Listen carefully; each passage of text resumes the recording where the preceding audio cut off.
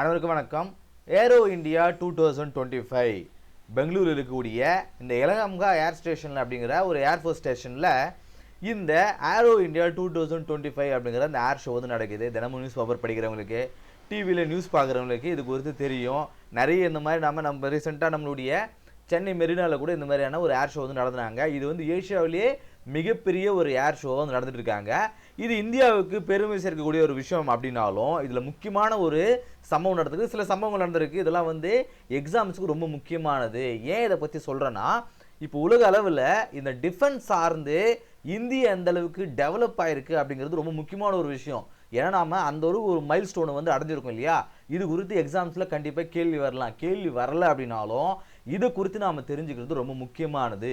Defence ஏரியாவில் எந்த அளவுக்கு இந்தியா ஒரு வளர்ச்சி பெற்ற ஒரு நாடாக இருக்குது, இந்த வல்லரசு நாடை நோக்கி எப்படி இந்தியா போயிட்டு இருக்கு அப்படிங்கிறது ரொம்ப முக்கியமான ஒரு விஷயம் இல்லையா. ஸோ அது குறித்து தான் நம்ம இந்த கிளாஸில் பார்க்க போகிறோம். இந்த ஏரோ இந்தியா அப்படிங்கிறது அதை பற்றி நம்ம பார்க்க போகிறது இல்லை. அங்கே ஒரு முக்கியமான ஒரு சம்பவம் நடந்திருக்கு. என்ன சம்பவம்னு பார்த்துருவோமா? ஸோ பாருங்கள், இந்த ஏரோஸ்பேஸ் இந்தியா இந்த ஏர் ஷோவில் இந்தியாவை சேர்ந்த 5th generation stealth fighter jet ஒன்று இன்ட்ரடியூஸ் பண்ணியிருக்காங்க. இதில் ஸ்டெல்த்னா என்ன அப்படின்னு பார்க்கும்போது, அதாவது இந்த மாதிரி ஃபைட்டர் ஜெட் இருக்குது இல்லையா, இதில் நாம் ஒரு 5th ஜென்ரேஷன் ஃபைட்டர் ஜெட்டை இன்ட்ரடியூஸ் பண்ணியிருக்கோம். இதில் இந்த ஸ்டெல்த்னா என்ன அப்படின்னா, ஃபைட்டர் ஜெட்னா நமக்கு தெரியும், நிறைய நாம் வானத்தில் பறக்கும் போதெல்லாம் நம்ம பார்த்துருப்போம். நிறைய ஏர் ஷோலாம் அந்த ஃபைட்டர் ஜெட் மூலமாக தான் அந்த ஏர் ஷோ வந்து காட்டுவாங்க இல்லையா. இதில் ஸ்ட்ரென்த்னா என்னன்னா, இப்போது நம்மளுடைய ஒரு ஃபைட்டர் ஜெட் ஆனது இன்னொரு நாட்டுக்குள்ளே போகும்பொழுது அங்கே இருக்கக்கூடிய ரேடாரில் அது டிடெக்ட் ஆகுமா? நம்ம படங்களை கூட நிறைய படங்களை பார்த்துருப்போம். இப்போ ரீசெண்டாக ரித்திக் ரோஷன் அவர்களுடையது இந்த ஃபைட்டர்னு ஒரு படம் வந்திருக்கும், நீங்கள் பார்த்துருப்பீங்க. அதில் அந்த ஃபைட்டர் ஜெட் மூலமாக எப்படி அவங்க ஒரு நாட்டுக்குள்ளே போகும்போது எப்படி அந்த ரேடாரில் சிக்காமல் அவங்க போகிறாங்க அப்படிங்கிற மாதிரியான படத்தை காட்டிருப்பாங்க இல்லையா. இந்த ஸ்டெல்த்னா என்னென்னா, அந்த ரேடார் மூலமா ஈஸியாக வந்து டிடெக்ட் பண்ண முடியாது. அதுதான் வந்து ஸ்டெல்த் மோடுன்னு சொல்லுவாங்க. நீங்கள் ஏதாவது வீடியோ கேம் விளையாடுறீங்கன்னா அந்த வீடியோ கேம் கூட ஒரு ஆப்ஷன் இருக்கும், ஸ்டெல்த் மோடு ஆன் பண்ணுங்க அப்படின்ற மாதிரி. அந்த ஸ்டெல்த் மோடு ஆன் பண்ணிட்டா எதிரிகளுக்கு நாம தெரியாத மாதிரி நம்ம வரைஞ்சிக்கலாம். அதுதான் வந்து ஸ்டெல்த் மோடுன்னு சொல்லுவாங்க. இந்த ஃபைட்டர் ஜெட் அப்படிங்கிறது இந்த ஸ்டெல்த் மோடுங்க. 5th ஜென்ரேஷன் ஸ்டெல்த் மோடுனா என்ன? அதாவது வெளிநாடுகள், எதிரி நாடுகள் இருக்காங்க இல்லையா, அவங்க நாட்டுக்குள்ள, அதாவது இந்தியாவுக்கு எதிரி நாடுன்னு ஒன்று கிடையாதுங்க. மற்ற நாடுகள் தான் இந்தியாவை எதிரி நாடாக பார்க்குது. ஸோ நாம் டிஃபென்ஸுக்காக தான் நாம் இந்த ஃபைட்டர் ஜெட்லாம் உருவாக்குறோம். ஸோ நாம் ஒரு எதிரி நாடுதான் நான் வந்து அவங்க கதிரக்கூடிய அந்த நாட்டுக்குள்ளே போகும்போது அங்கே இருக்கக்கூடிய ரேடாரில் நம்ம சிக்காமல் நம்ம போயிட்டு வரலாம். அதுக்கு பேர் தான் 5th ஜென்ரேஷன் ஸ்டெல்த் ஃபைட்டர்னு சொல்லுவாங்க. இதுதான் நாம் இன்ட்ரடியூஸ் பண்ணியிருக்கோம். இதை டிசைன் பண்ணது, டெவலப் பண்ணது யார் அப்படின்னு பார்க்கும்போது ஏரோநாட்டிக்கல் டெவலப்மெண்ட் ஏஜென்சி, ஏடிஏன்னு சொல்லுவாங்க. இவங்க யாருடைய கட்டுப்பாட்டில் உருவாக்கியிருக்காங்க? DRDO, defence research and defence organisation சொல்லுவாங்க இல்லையா. ஸோ அவங்க தான் இதை அவங்களுடைய கண்ட்ரோலில் இந்த ஏடிஏ அப்படிங்கிற அந்த ஏஜென்சி வந்து உருவாக்கியிருக்காங்க. இந்த ஃபைட்டர் ஜெட்டுக்கு பேர் என்ன? அட்வான்ஸ்டு மீடியம் காம்பேக்ட் ஏர்ஃபோர்ஸ், அதாவது ஏஎம்சிஏன்னு சொல்லுவாங்க.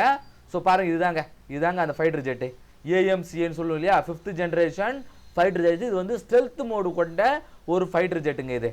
ஸோ இதுதான் நாம் இந்த ஏர் ஷோவில் நம்ம இந்தியாவின் சார்பாக வந்து பங்கேற்றக்கூடிய இந்த 5th ஜென்ரேஷன் ஸ்டெல்த் ஃபைட்டருங்க இது. ஸோ இதுதான் வந்து ரொம்ப முக்கியமான ஒரு விஷயம். இது எக்ஸாம்ஸில் கேள்வியாக வரலாம். இந்த ஏரோ இந்தியா 2025ல் 5th ஜென்ரேஷன் அந்த ஃபைட்டர் ஜெட்டுடைய பேர் என்ன, அதோடைய ஃபீச்சர்ஸ் என்ன, அது யார் டிசைன் பண்ணி டெவலப் பண்ணாங்க, யாருடைய கண்ட்ரோலில் டெவலப் ஆச்சு, இதெல்லாம் வந்து கேள்வியாக வரலாம். அதோட பேர் என்ன கேள்வியாக வரலாம். AMCA, advance medium compact aircraft. இதில் நிறைய ஃபீச்சர்ஸ் இருக்குங்க. நிறைய கிட்டத்தட்ட 1 டன்னுக்கு மேலான வெடிப்பொருட்களை அதால் கொண்டு போக முடியும். அது மாதிரி நிறைய ஃபீச்சர்ஸ் இருக்குது. அந்த ஸ்பீடில் நமக்கு தேவையில்லாதது. நமக்கு எக்ஸாம்ஸில் என்ன கேள்வியாக வரும்? ஸோ இதான கேள்வியாக வரும். அதை நாம் தெரிஞ்சுக்கிட்டா போதுமானது. ஸோ இது இந்த அளவுக்கு ஒரு அட்வான்ஸ்டான ஒரு டெக்னாலஜி கொண்ட ஒரு ஃபைட்டர் ஜெட் நாம் உருவாக்கிட்டோம்.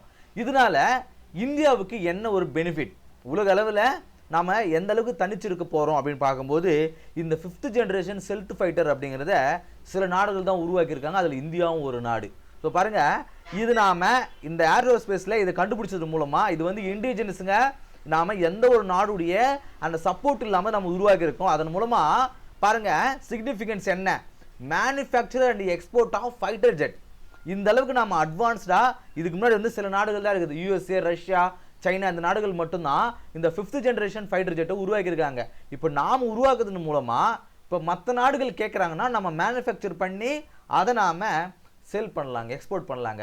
பாருங்கள், ஒரு காலத்தில் ஒரு 30 வருஷத்துக்கு முன்னாடி நாம் வெளிநாடுகளிலிருந்து ஃபைட்டர் ஜெட்டை நாம் இம்போர்ட் பண்ணிருந்தோம். இந்த ரஃபேல் ஜெட்லாம் நம்ம பார்த்துருப்போம், அது மூலமாக ஸ்கேம் நடந்ததெல்லாம் நம்ம பார்த்துருப்போம். இப்படி வெளிநாடுகளிலிருந்து ஜெட்ஸ் நாம இம்போர்ட் பண்ணது இல்லாமல் இப்போ நாம எக்ஸ்போர்ட் பண்ணுற அளவுக்கு இந்தியா டெவலப் ஆயிருந்தா இவ்வளோ பெரிய விஷயம். ஸோ இது ரொம்ப முக்கியமானதுங்க, எக்ஸாம்ஸில் கேள்வியாக வரலாம். ஸோ இது மூலமாக இந்தியாவுடைய சிக்னிஃபிகன்ஸ் என்ன அப்படின்னு கேள்வி வந்துச்சுன்னா, manufacture and export of fighter ஜெட்டுங்க, டிஃபென்ஸ் ப்ராடக்ட்டை நம்ம எக்ஸ்போர்ட் பண்ணுற அளவுக்கு நாம் பெரிய ஆள் ஆகிட்டோம் அப்படிங்கிறது அதில் முக்கியமான ஒரு விஷயம். ஸோ பாருங்க, முன்னாடியே சொன்னேன் இல்லையா, சில நாடுகள் மட்டும்தான் இந்த ஃபைட்டர் ஜெட் வந்து உருவாக்கியிருக்காங்க அப்படின்னு சொல்லிட்டு 5th ஜென்ரேஷன். அது என்னென்ன நாடுகள் பார்க்கும்போது, ஸோ பாருங்க, யூஎஸ்ஏல இருக்கக்கூடிய F-22 ராப்டர் அப்படிங்கிறதும் F-35A லைட்னிங் 2 அப்படிங்கிற 2 5th ஜென்ரேஷன் அவங்க உருவாக்கியிருக்காங்க. அதே மாதிரி சைனாவில் வந்து J-20 மைட்டி டிராகன் அப்படிங்கிற ஒரு ஃபைட்டர் ஜெட்டும், ரஷ்யாவில் இருக்கக்கூடிய சுகோய் Su-57 அப்படிங்கிற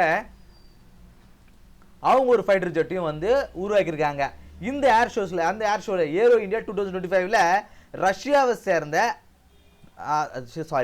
யூஎஸ்ஏ அண்ட் ரஷ்யா இந்த 2 நாடுகளை சேர்ந்த ஃபைட்டர் ஜெட் வந்து இங்கே கலந்துருக்காங்க. ஸோ பாருங்க, இதுதாங்க, இது வந்து ரஷ்யாவுடைய இந்த Su-57ங்க, இது யூஎஸ்ஓடைய F-35 லைட்னிங் 2ங்க. பாருங்க, ரெண்டும் வந்து மிகப்பெரிய நாடுகள், எதிரி நாடுகள், உலக அளவில் மிகப்பெரிய சக்தி வாய்ந்த 2 நாடுகள். அவங்களுக்கு வந்து ஒரு கோல்டு வார் இருந்துகிட்டே இருக்கு, ரஷ்யாவும் அமெரிக்காவும். இந்த 2 நாடுகளை சேர்ந்த அவங்களுடைய ஃபைட்டர் ஜெட் ஆனது இந்தியாவில் நடக்கக்கூடிய ஒரு ஏரோ இந்தியா ஏர் ஷோவில் வந்து கலந்துக்குது அப்படின்னா அது எவ்வளோ பெரிய விஷயம். அது இந்தியாவுக்கு பெருமை தானே.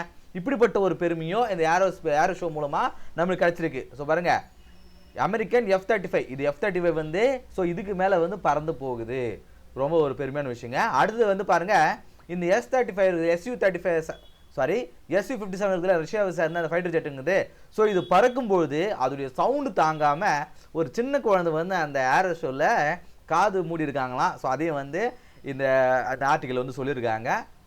சரிங்களா, இந்த கிளாஸில் ஏரோ இந்தியா 2025 பற்றி ஓரளவுக்கு சில விஷயங்களை தெரிஞ்சுக்கிட்டோம். அது மட்டும் இல்லாமல் இந்தியாவுக்கு பெருமை சேர்க்கக்கூடிய அதாவது இந்த AMCA advance medium compact aircraft அப்படின்னு சொல்லக்கூடிய இந்த 5th ஜென்ரேஷன் ஃபைட்டர் ஜெட்டையும் நாம் இதில் வந்து நம்மளுடைய இந்தியாவின் சார்பாக பவனி வந்துச்சு.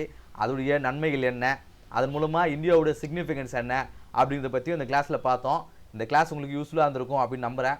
அடுத்த கிளாஸ் சந்திப்போம். நன்றி.